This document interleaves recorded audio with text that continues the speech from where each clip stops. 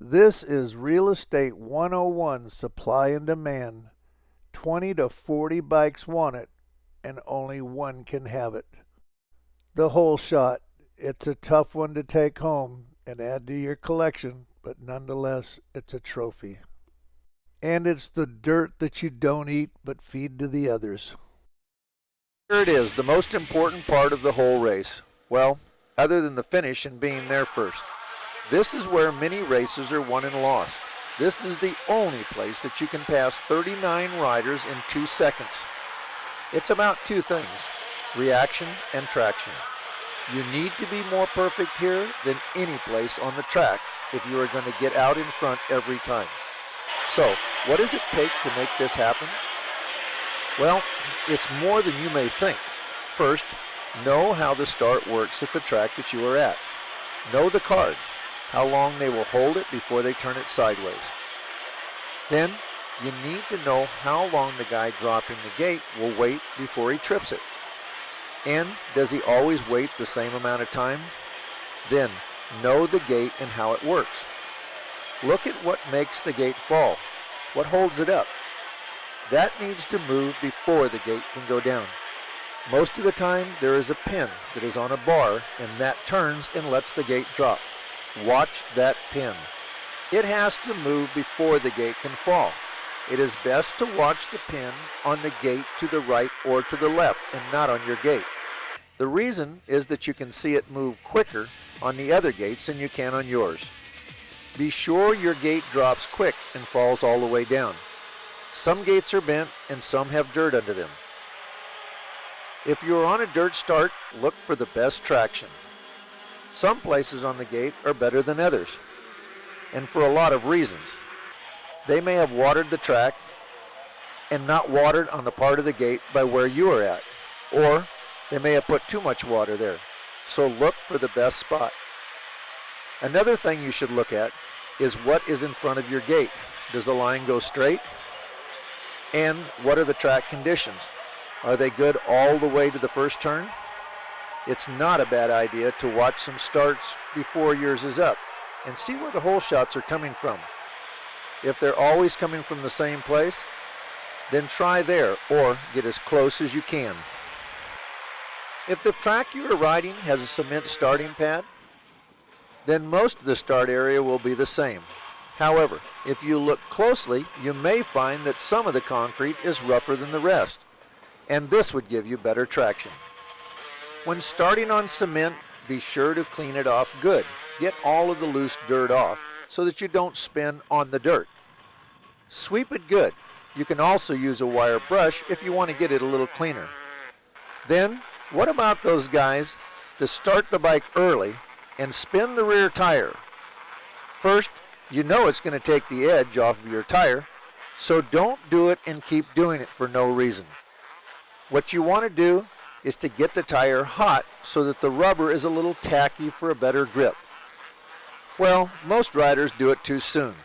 Don't spin the tire a minute or two before the gate drops, because it will have cooled down by the time you get ready to go. Wait. The later, the better. Wait until the guy is checking the riders to see if everyone is ready. Okay, while we are talking about traction, let's go back to the dirt. You need to decide if you are having a problem with too much or too little traction. Most of the time, you see riders filling in that ditch behind the start gate, and that's not always the best thing to do. If you are looking for traction, filling it in and trying to pack it down is not the answer. First of all, unless your mechanic weighs 1,000 pounds, he's not going to be doing any good when he's trying to pack that dirt down. Watch to see if when a rider takes off, if the dirt is all spun out of the trench. If you want more traction, keep it clean.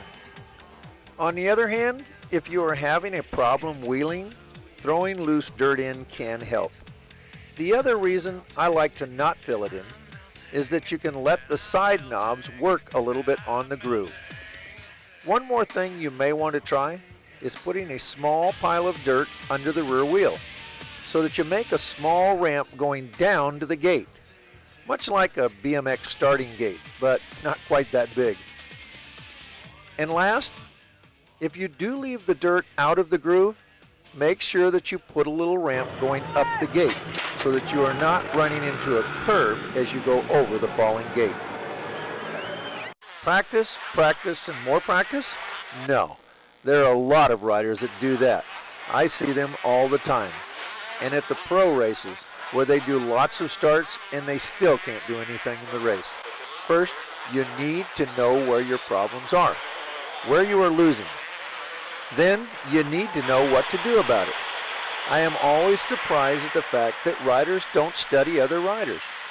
If someone is beating me every week, I'm going to watch them close to see what it is that he is doing and try to do it his way, and more than once or twice. For example, if a rider wins 7 championships, and a good deal of that success is the fact that he's always up front at the start, that's the guy that I want to be like, and then find something that I can do that's better to beat him. I guess you know who I am talking about. It's McGrath. And most of what he does is what we are going to talk about. But before we look at that, let me tell you that what Jeremy started doing on his starts is nothing new. I tried to get some top riders to do this more than 2 years before Jeremy got in the Yamaha, and they wouldn't take the time to get comfortable with it.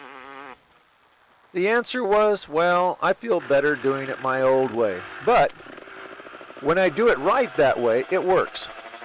Sometimes you get set in your old ways, and that's not good. I even told another top X rider how I was trying to get the guys to do this new start.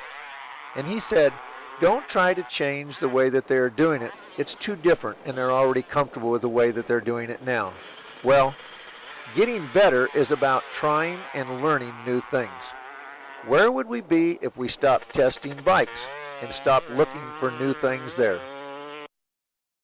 Let's look at what we need to do and what we need to change to be the whole shot king. Well, let's first talk about what gear that you should be in, and remember again, you need to test to see what works best for you in different situations. If you are a 125 rider, you should be using first gear in most situations, and 60s, 80s, 250s, 400s, second gear. So let's start with the 125s. I get riders all the time in the schools that say, I use second gear, and I'm always up front at the start. Maybe so, but most all 125 top riders start in first gear. Why? Because it's easier to get the jump over the gate, and you need to win the first 2 bike links. If you are in second gear and the RPMs are a little too low, and you let the clutch out a little too fast, it's going to fall out of the power band. So you need to slip the clutch a little bit too slow, and you're not getting out of the gate quick enough. With first gear, you can make little mistakes and still come out okay. Yes, you can still start in first gear on the concrete if you have the patience and keep your RPMs low. However, many riders choose second gear when they go to the concrete. Regardless of which gear you use, practice doing first gear starts on the cement and learn how to hook up in first gear. It will help you even when you use second gear. On all other bikes other than 125s, second gear is the best gear to start in, even if you are on a 60 or an 80. First gear is over before you even get going. No matter whether it's a 60, an 80, or a 125, your RPM should be high, 3/4 to full throttle when you are on the dirt. Keep your RPMs up so that the bike won't bog. When you take off, feed the clutch out. A good rule to follow for best traction is to feed the clutch out 1.5 bike lengths per gear that you're in. So if you're in second gear, that would mean that you would feed the clutch out for approximately 3 bike lengths. However, if you find that you are wheeling or spinning or bogging, you may need to feed it a little bit longer. As far as the 250s and biggers go, RPM should be 1/2 to 3/4, and the clutch feed should last about the same as the smaller bikes. When does it change with the clutch feed? Well, if you are on a very tacky starting surface, like indoor supercross, where it's climate controlled, and you have a tendency to wheelie because the traction is so good, you may need to feed the clutch out a little bit longer, as many as 4 or 5 bike lengths. And if you are on the cement, you will need to lower your RPMs on all size bikes. What you are looking for is traction. Getting it to hook up. Keep the RPMs low and the clutch release a little smoother. Before we look closer at some starts on the dirt and cement, keep in mind that you need to position yourself a little bit more upright and a little more back on the seat on cement. But be ready for the change in traction when you hit the dirt. And don't think that you can't start in first gear on a 125 or a 250 on cement when it's wet, because you can, but only if you have a lot of patience. Let's talk more about details, starting with the dirt. Set forward on the front of the seat. Put both feet on the ground and in front of the foot pegs. Put the pegs up against the back of your boots and in close to the frame. Grip with your thighs so that you are part of the bike when it takes off. Next, be sure that your weight is on the seat and not on your feet. No matter how tall you are, just put your tiptoes on the ground. This way, you know that your weight is on the seat for the best traction. Problem: if you have too much weight on your feet as you start to take off and the weight is transferred to the seat, the RPMs and the clutch release will change, affecting the way that the bike pulls. Next, make sure that your hand grip is right so that your arms don't drop as you turn the throttle and take off. The grip on the bars should be like a tennis grip. If your hands are square to the bars at a 90-degree angle, it's hard to keep your arms up and out, mostly on the throttle side. If you let your arms drop so that they come into your body, you can lose balance and control. Once you are set with your body position, do a small regrip. This will help you keep the throttle arm from dropping whenever you twist it on.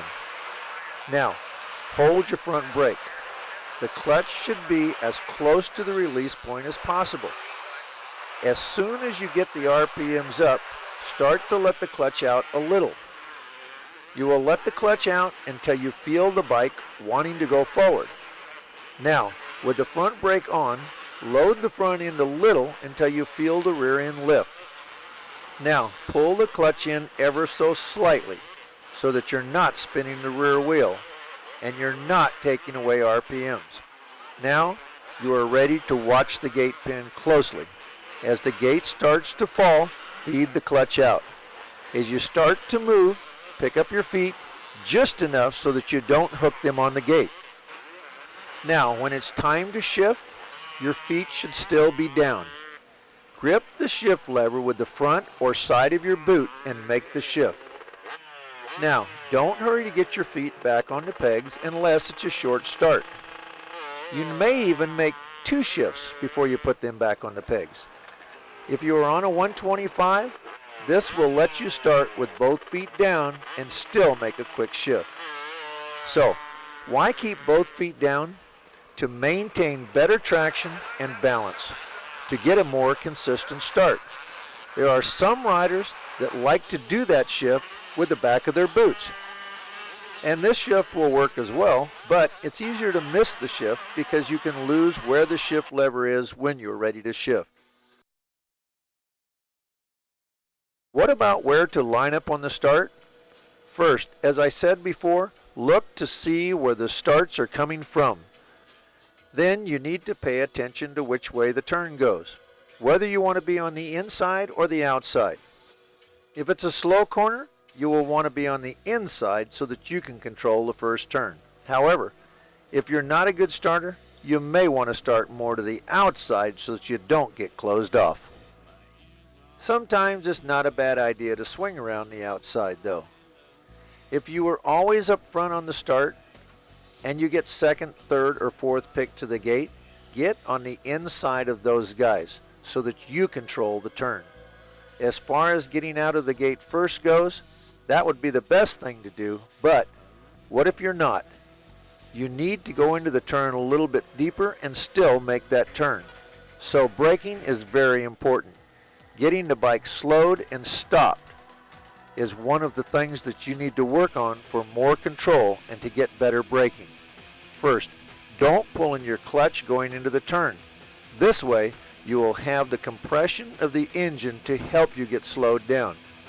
Next, learn to use your front brake more. 70% of your controlled stopping is in the front brake. If you want to get in hotter, practice braking. Practice. Most riders don't practice starts, and if they do, they don't do enough of them. Funny, when I go to the pro races, the riders that do the most starts are usually the ones that are up front at the start during the race. And why is that? Maybe it's because they're the ones that are the most comfortable with the start. And don't forget the idea of holding on to the front brake and letting the clutch out as far as possible. It will have you more ready, and it will take all the slack out of the chain. So, what kind of power are you looking for? As much power as you can give it, just so long as you don't spin or wheelie. You want that tractor power. You want to put the power to the ground, the same as a drag racer does. Too much power to the rear wheel will spin and you will lose. And you don't roll at the gate. You never see the top guys trying to guess the gate by rolling forward. That will only work once in a while, and when it doesn't, your start is going to be awful. The start is about 70% of any race, and it could be more than 80 or 90% if it's raining or if it's dusty, or at a championship race. And then, if you're racing against McGrath, it could be 100% of the race. Here's something you can try if you have someone to practice with, or even if there is more than one rider. Everyone lines up. The guy on the right makes sure that everyone is ready. He then gets ready and then waits 2 to 5 seconds like you were looking at the gate before he takes off. Then the other riders watch his clutch lever and go when he takes off, and you see how close you can stay. If you stay within a half a bike length, your reaction is good and so is your technique.